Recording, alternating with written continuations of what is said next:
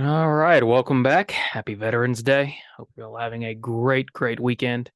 Today we're continuing our BCBA exam practice question series where we're going through the next set of questions together and breaking them down. If you're new to the channel, welcome. If you're returning, welcome back. Please like and subscribe. If you're looking for our proven study materials, please check out behavioranalyststudy.com. We offer 3 practice exams, a task list study guide, and of course our combo pack. Our 4th practice exam is currently ongoing on YouTube, so make sure you check that out. Other than that, let's work hard, study hard, get to our questions. Question 1. Your laundry room is located right next to your living room. Each night, your husband starts the dryer while you are sitting on the couch. You must turn up the television to hear the show you are watching. Adjusting the volume of the television is what? Pretty straightforward reinforcement, punishment, consequence question.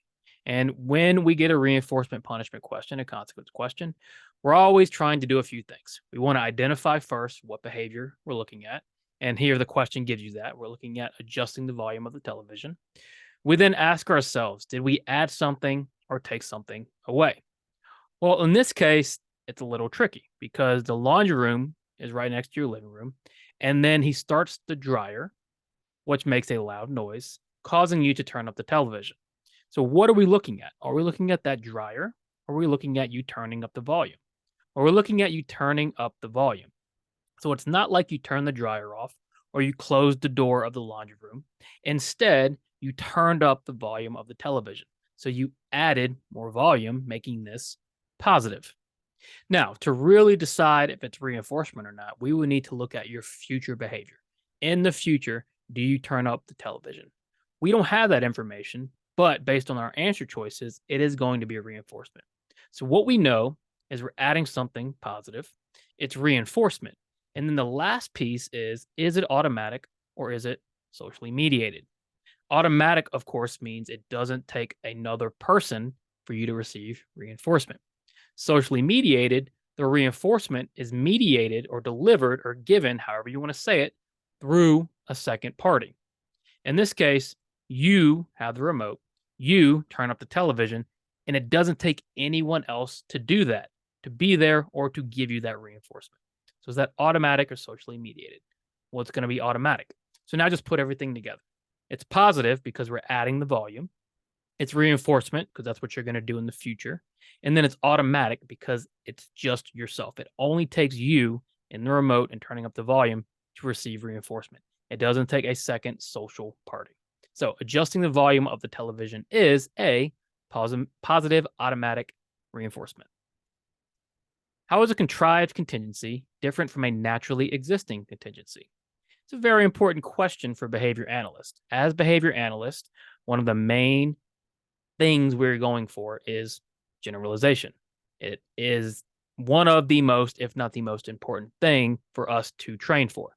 Because if our clients aren't generalizing, we're not really doing our job. It doesn't do us a lot of good to teach something just in a clinic or just in a home setting if that behavior doesn't occur elsewhere.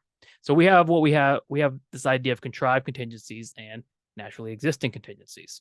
And what we want is the behavior to contact these naturally existing contingencies, because that's when the generalization and the maintenance occurs. So the question is asking about the difference between the contrived and the naturally existing. So A, contrived contingencies can only be reinforcing, while naturally existing contingencies can be reinforcing or punishing. Is that true? Can you contrive reinforcement? Of course. But can you contrive punishment? Absolutely. There's no reason you can't contrive contingencies that are effectively deliver punishment or reinforcement. And of course, there's naturally existing reinforcement or punishment. So A is not correct. B, contrived contingencies must be contacted in order for behavior to maintain and generalize. Now slow down, make sure you understand what that's saying. Contrived contingencies must be contacted in order for maintenance and generalization. Is that true? Well, of course not. Generalization occurs as we come into contact with naturally existing contingencies. We don't have to contrive anything to teach. Some behaviors just appear on their own due to these naturally existing contingencies. There's nothing that says behavior has to contact contrived contingencies to generalize. C, naturally existing contingencies operate independent of the behavior analyst effort. Yes, this is correct. A contrived contingency is part of our plan. We're setting it up, we're planning it, we're implementing it. A naturally existing contingency occurs regardless of our efforts. So it's just occurring in the natural environment, which is what makes it so effective at maintaining and generalizing these behaviors. We're not contriving it, we're not planning for it, it's just occurring. It has nothing to do with our efforts. D, contrived contingencies occur without the planning of the behavior analyst. So D is saying the same thing as C, except it's replacing naturally with contrived. And we know contrived does not occur without the planning. Contrived means essentially planned contingency. A natural contingency is unplanned. That's essentially the difference, and that's what C is saying. Naturally existing contingencies operate independent of our efforts. They're unplanned. We're not creating them. They're just existing naturally in that environment. So our answer here is C. How are they different? Well, naturally existing contingencies operate independent of our efforts. Contrived contingencies are planned. They're part of our intervention, are part of our efforts. What does a functional behavior assessment not identify? So we're looking at FBAs, we're thinking about FBAs. At first glance, seems like a very straightforward question, but it can be easy to conflate FBAs and functional behavior assessments as the end-all be-all to our jobs, right? If we do an FBA, my job is over. And that's not necessarily the case. What the FBA is doing is it's giving us information, and it's identifying behaviors, and it's helping us identify functions and antecedents and consequences. Once we get all that information, we still need to develop our interventions based on that information. So, what does a functional behavior assessment not identify? A, antecedents that may trigger problem behavior. Well, functional behavior assessments are very good at identifying antecedents. We have ABC narrative recording, the direct type of measurement. FBAs are awesome at identifying antecedents and potential consequences. B, potential skill deficits that may be targeted. Sure, if you're probing during an FBA, even if you're doing an indirect FBA, right, a part of an indirect assessment, you can identify skill deficits that might need to be targeted. What about C, interventions that should be used to treat problem behavior? And this is what we were talking about in the beginning. FBAs are going to give us all the information, right? They're going to give us antecedents, consequences, potential functions, skills, behaviors. We need to take that information and then start to develop the intervention. The FBA does not say, since the function is this, here's your intervention. The FBA does not identify interventions that will work or that will be used to treat problem behavior. It identifies the information you need to design and pick the intervention. And then D, reinforcement contingencies that can be used to change behavior. Absolutely. Consequence contingencies are identified through FBAs. What is not identified through an FBA are interventions that should be used to treat problem behavior. That's what you're going to identify after you gather your information from FBAs. You just passed your exam 2 weeks ago and are now a behavior analyst. You're observing a client in speech therapy one day and notice that the speech therapist is engaging in various restraint procedures which might be making the client uncomfortable. What is the first thing you should do? This is a tricky situation because we know we have to collaborate. We know we have to respect others and their way of intervention. But above all else, we have to protect our clients. So it does present an ethical scenario for you to work through. What is the first thing we do ethically when we encounter something that could be unethical? And we're saying there's no harm yet done to the client, okay? And in this case, it just says it's a restraint procedures which could be making the client uncomfortable. So it's not really harming them. It might be making them uncomfortable. You're not really sure. So we're not quite to the point yet where there's harm that's been done. But in your opinion, it might be a little uncomfortable. It could lead to more. So in that case, what is the first thing we need to do ethically? In this case, what is the first thing you should do as you observe this happening? A, report the speech therapist to their governing board. Now, do you know anything about speech therapy? Well, unless you're licensed in it, probably not. You don't know as much as you think. So you don't know what her plan is. You should not be running to her governing board and reporting her when all you have is simply your observation. It's not enough. B, you should not interfere on another team member's style of intervention. While potentially true, you are there as a team member and as a collaborator. So if this procedure becomes something more, it might be time to step in some form. But is that the first thing you do? No. C, attempt to clarify the restraint procedures with the speech therapist. Good. The first thing you do when you encounter an possible ethical violation, whether it be with the stakeholder or another BCBA or an RBT, is you always try to remediate the situation first, right? You talk to that person and you try to square it away before moving forward. Now, this is assuming no harm has been done and there's no indication that harm has been done. What you need to do first is just ask the speech therapist about this intervention. Is it ethical? Why are they doing it? What is the reasoning? And try to rectify why they're doing it before pushing it further. Now, if you can't get a good response and it doesn't make sense and they continue to do it, now we can go to the client's parents and let them know what is occurring. Who knows? Maybe the parents agree to this. You're not sure. But ethically, the first thing you need to do when you encounter an ethical situation is try to work it out with the person who is potentially violating the ethical code. Remember, the speech therapist doesn't apply or doesn't abide by our ethical code. We do. So it kind of makes it tricky. You still need to make sure anything done to the client is ethical, but the speech therapist doesn't abide by our code. That's why you need to talk to them and attempt to work it out first. So what is the first thing you're going to do? Well, you're going to attempt to clarify the restraint procedures with that speech therapist. Bobby ate an extremely spicy pepper and immediately drank a glass of water too quickly and started coughing. Later that day, Bobby poured a glass of water and started coughing. What is the unconditioned stimulus based on this information? This is a respondent behavior question. We have what components of respondent behavior?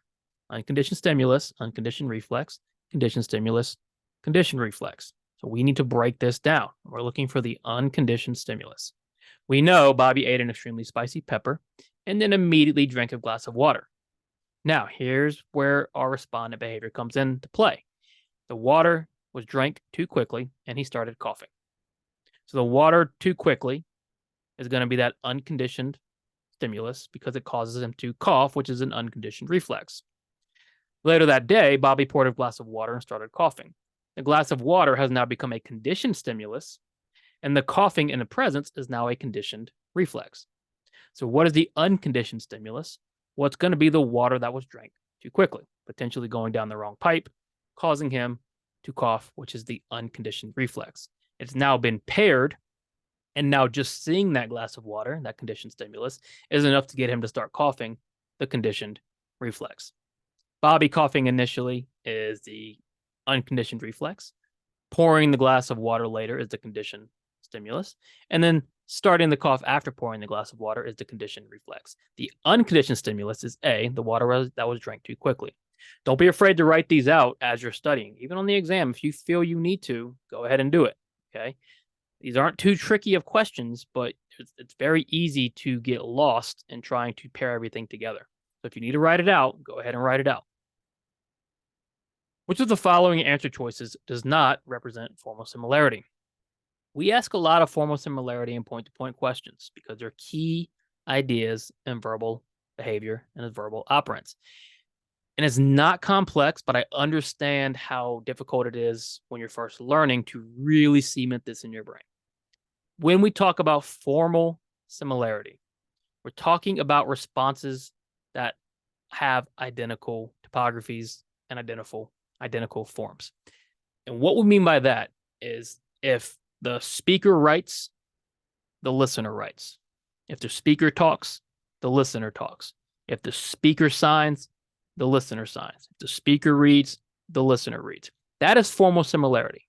The speaker and the listener behavior are identical. Doesn't mean they're saying or reading or writing the same thing. That's something different. That's point to point. We're talking formal similarity here. So A, your partner asked you if you would like any eggs. You say no. Partner speaker speaks. You say listen or no. So your partner said something, you said something. Formally similar. B, as the teacher writes on the board, you take shorthand notes into your notebook. Teacher writes, you write. Formal similarity. C, at the theme park, you read a sign that says you must be this tall to ride, and you ask your cousin how tall they are. So you read, and then you asked. You read, and then you spoke. Are those formally similar? They are not. They're taking different forms. D, you are learning sign language. You sign, what is your name? Your learning partner signs Alice. You sign, Alice signs. You sign, Alice sign. Are they the same form? They are. They're formally similar. So which does not represent formal similarity? Going to be C. You read, you say. It's as simple as that. Don't overcomplicate formal similarity and point to point. They're very important to know for your verbal operant questions. So you have to know it. Okay. Just don't overcomplicate it. The amount of time that Nate plays video games is starting to interfere with his grades. Nate's mom tells him if he fails his math test tomorrow, she will take away his Xbox controller and he will get it back once he brings up his grade. Nate ends up failing and his controller is taken away. However, Nate is able to get a controller from his friend. This represents what? Very important concept, one that is underused as far as the terminology goes in our practice, but it's a very important idea. So what have we here? What have we done here? Well, Nate fails his math test, so mom takes away the controller. She sets up a contingency that says you will get your controller back, you will get reinforced if you bring up your grade. What Nate does, however, is finds a way to get this reinforcement, the controller, without actually meeting the contingency. So when a learner earns reinforcement without actually meeting the contingency, what is that called? A, negative reinforcement. When negative reinforcement, we're taking away something and reinforcing, not occurring here. Okay. Nate got the controller from his friend. He gained the positive reinforcement, just didn't meet the contingency. So B, bootleg reinforcement, is more accurate. Now, if you wanted to argue and say, well, potentially Nate removed the contingency and was reinforced, I would be willing to listen to that argument. But bootleg reinforcement is a better answer because it more accurately describes exactly what happened, which is Nate got the controller from his friend without actually meeting his mom's contingency. It's not a DRI procedure. It's not a differential reinforcement procedure. And it's not unearned reinforcement. It's bootleg reinforcement. Unearned is probably a good way to explain it without using the technical language and the jargon, but you need to use the technical language and the jargon on the exam. Nate has obtained a bootleg reinforcement by getting the controller without actually meeting the contingency. A 10-year-old child with autism is having his 11th birthday party this weekend. He usually receives money and toys as gifts. His parents really want to have a good number of kids from his class show up to the party. What is the most socially valid behavior to teach based on this information? All right, kind of a teaching question here. When we talk about socially valid behaviors, we mean meaningful behaviors that are going to have an impact on the person's life. And when we consider what is socially valid, we have to also consider the time and place, what's going on in their life, their age, what's important at that moment, right? So if this 10-year-old wants kids at his birthday party, we and his parents want that too.